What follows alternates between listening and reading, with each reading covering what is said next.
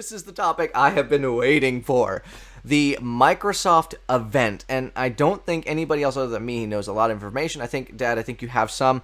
But you have everything from a Surface Laptop 3, Surface Pro 7, you have the Surface Pro X, the Surface Earbuds, Surface Neo, and Windows 10 X, let's not forget, and then the Surface Duo. And this particular one, I'm going to give credit, this article is from Engadget. If you want to take a look with us as well, give them some views and comments. But with that being said, I would like to first make sure that we brush past the Surface Laptop 3 and the Surface Pro 7 by just stating the fact that there's a 15-inch version of the Surface Laptop 3 with an AMD Ryzen processor, which we can talk about in a second, and then the 13-inch version with Intel stuff. And then the Surface Pro 7 has USB-C. Other than that, it's the same as a 6. Surface Laptop 3, AMD processors made by Microsoft. Did you ever think that would happen? No, actually. I thought sure that they were partnered well enough with Intel to continue to use their chipsets. But, AMD makes a good chipset. One thing I'm very glad of is that Microsoft is taking the Surface line really to the next level. They've had a few models out in each generation in the past, but now they're really going to expand it out, and they're going to give all the way from budget models to the high-end stuff. They're going to make a lot of different varieties between them.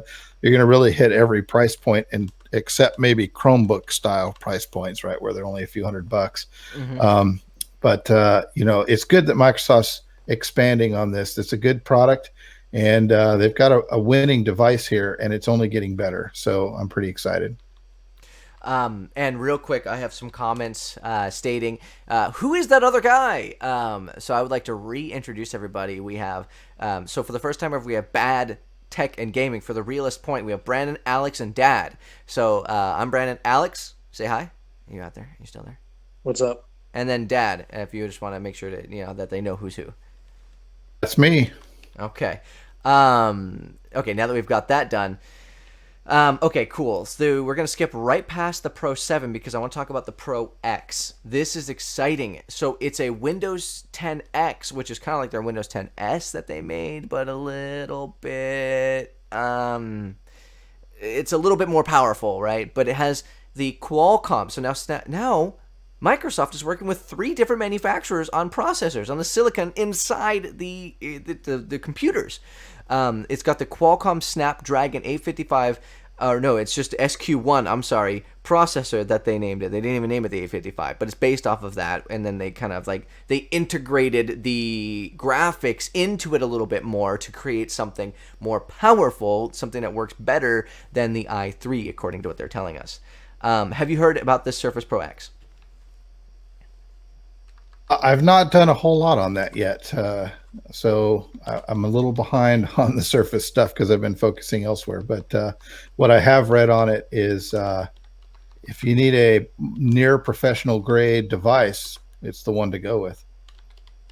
Yeah, and it's even thinner than the Surface Pro. I mean, it is thinner than an iPad. The pen actually sits inside the keyboard, and I'm actually showing a picture of that. It literally sits inside the keyboard.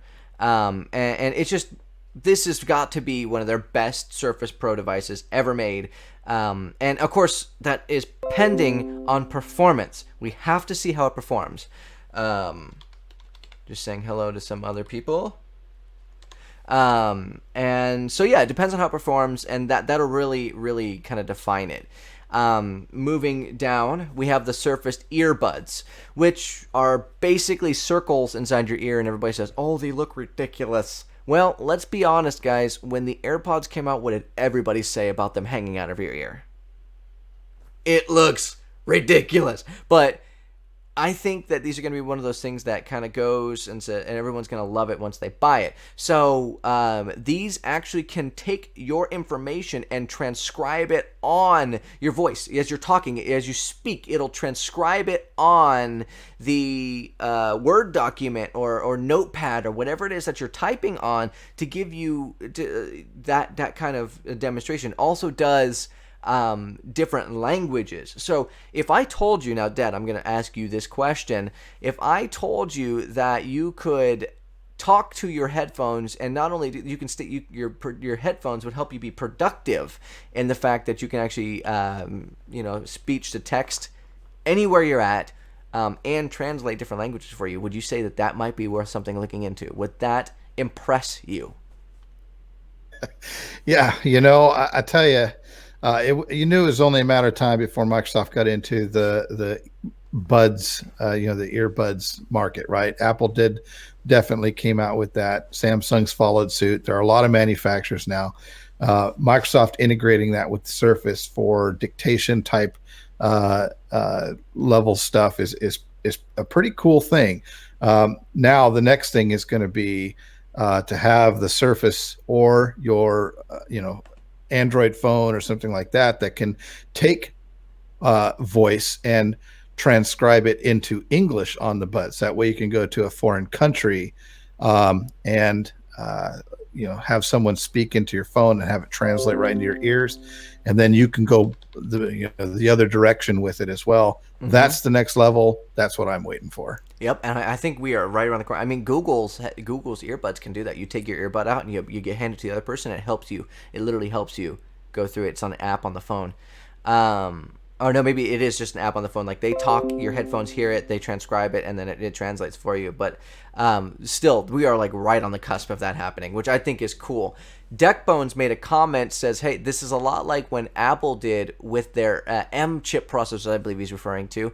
But I feel like Microsoft is trying to not only create tech, but also tech components as it cuts costs and eliminates the middleman. So they're trying to they're not only innovating, but they're also creating cost-effective products as well, which is something that Apple doesn't usually do.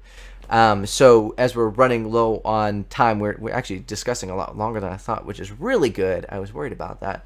The Surface Neo and the Surface Duo, we're going to bunch them into one category.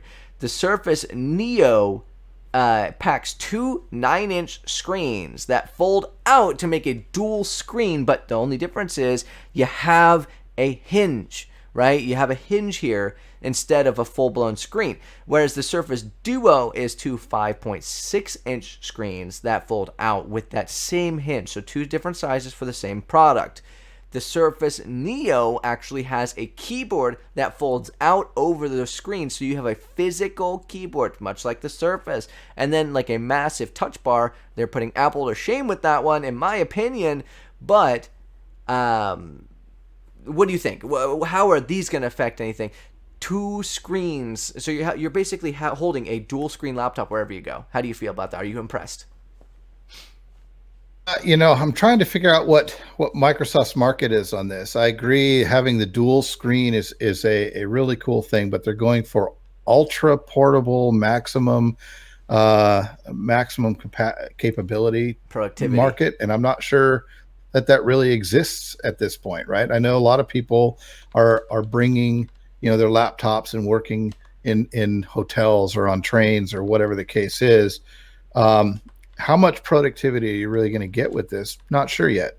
I know the one really cool thing is that it has that tent feature where you can put it up in the middle of the table, have a screen on your side that you can do stuff with, and then have the screen on the other side that's giving a PowerPoint presentation to the rest of the room or something along those lines. So that's a pretty cool feature for the larger one, but the smaller one, not sure exactly what market they're going for on that. But it's pretty cool tech. Microsoft, leads the market in artificial intelligence, and I have a feeling that these things are going to start playing into that a little bit, where you're going to see cameras integrated, and then have all kinds of capabilities with recognition and just certain video streaming and all sorts of different things with that. So we'll see where this goes. Oh, absolutely. I think that I think they're a little early on the innovation line. I think all the full devices are a little bit early, but I think they're onto something. I think it could be more productive if the app developers really got into it. I think they could really make some cool things happen.